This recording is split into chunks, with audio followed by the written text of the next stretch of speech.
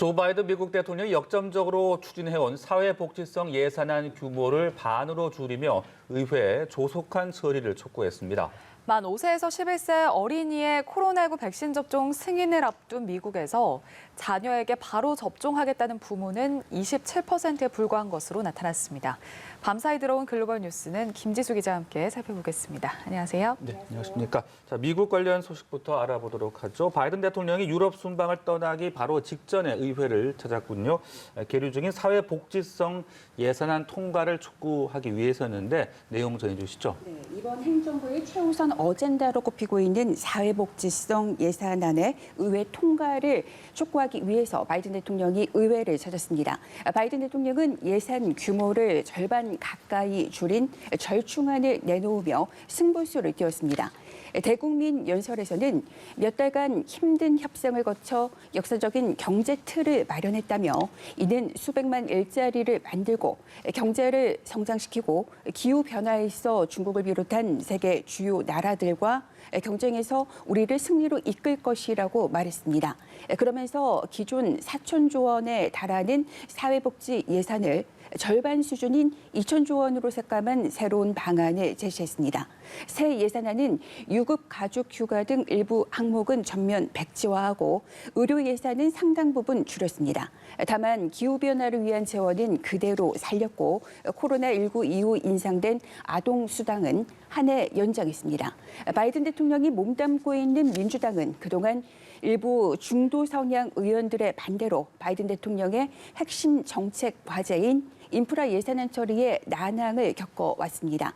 바이든 대통령의 의회 방문 직후 민주당 소속 낸시 펠로시 하원 의장은 인프라 법안을 우선 처리하겠다는 계획을 밝혔습니다.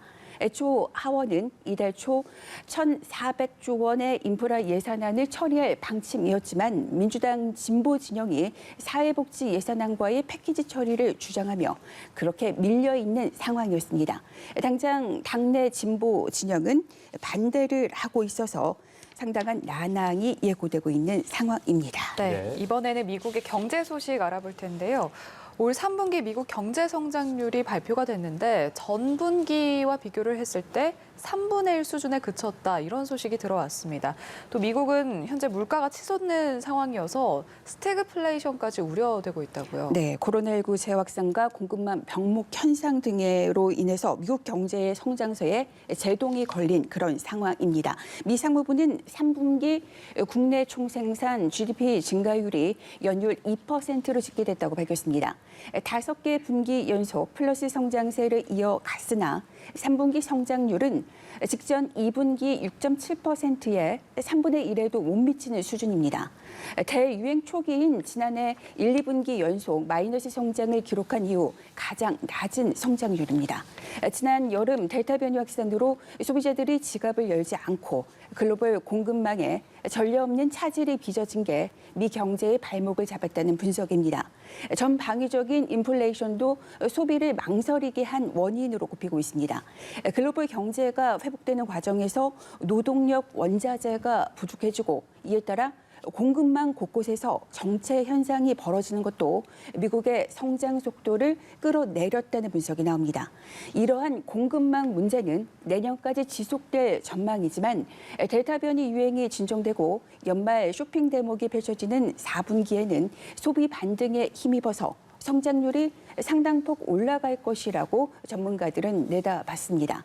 한편 유럽중앙은행은 기준 금리를 현행 0%로 유지하기로 했습니다. 또 코로나19 확산의 경제적 충격에 대응하기 위해 도입한 팬데믹 긴급 매입 프로그램의 대응 채권 매입 속도도 지난달과 같이 유지하기로 했습니다. 한마디로 지금과 같은 경제 기조를 유지한다 이렇게 볼 수 있겠습니다. 그렇군요. 자, 이어서 코로나19 관련 내용도 짚어보도록 하죠. 미국에서 어린이용 백신이 승인을 앞두고 있는 상황인데 그런데 조사를 해봤더니 자녀에게 바로 접종을 하겠다는 부모는 채 30%가 되지 않았군요. 네, 미국에서 5세에서 11세를 대상으로 한 백신 승인이 눈앞으로 다가왔지만 자녀에게 바로 접종한다는 그런 부모는 27%에 불과한 것으로 나타났습니다.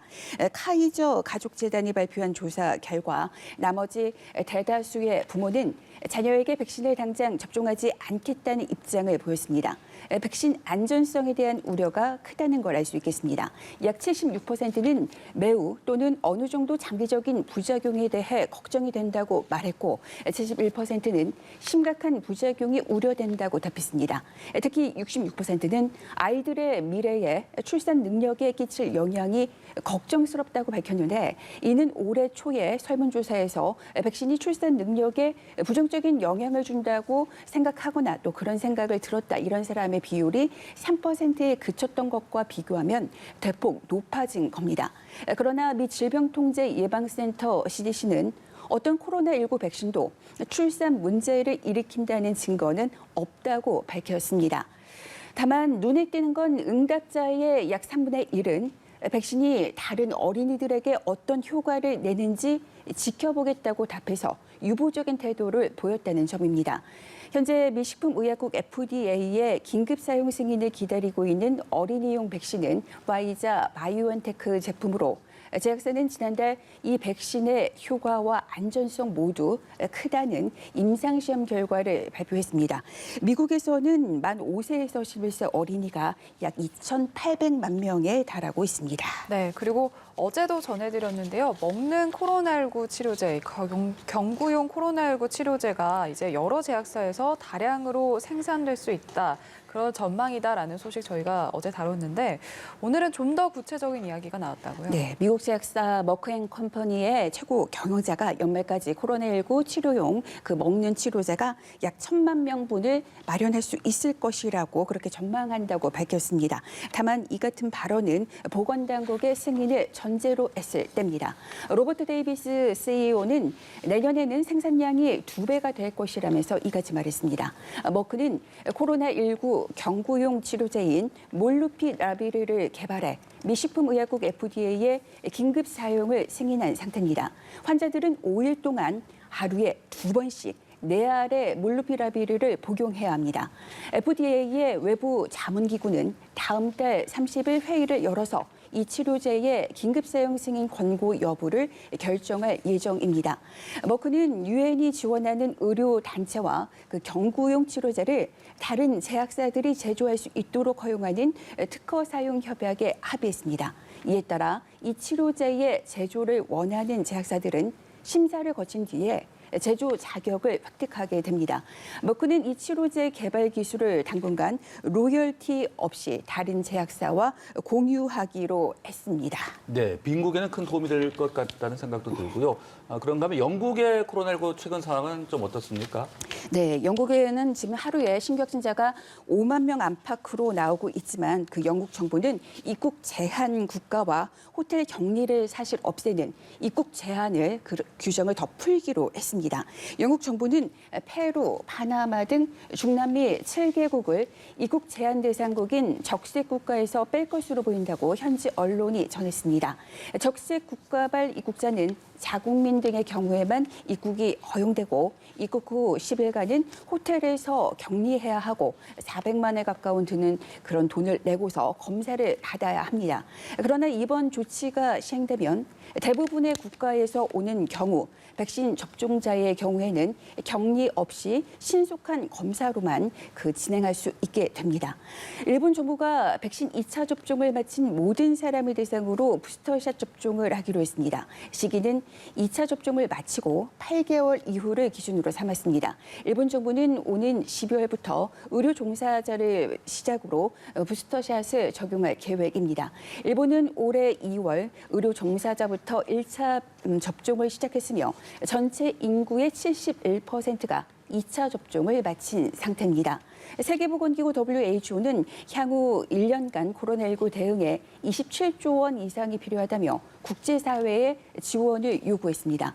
WHO는 내년 9월까지 중저소득 국가의 백신과 치료제, 진단기구, 또 개인 보호장비 등의 27조 4천억이 소요될 것으로 전망했습니다.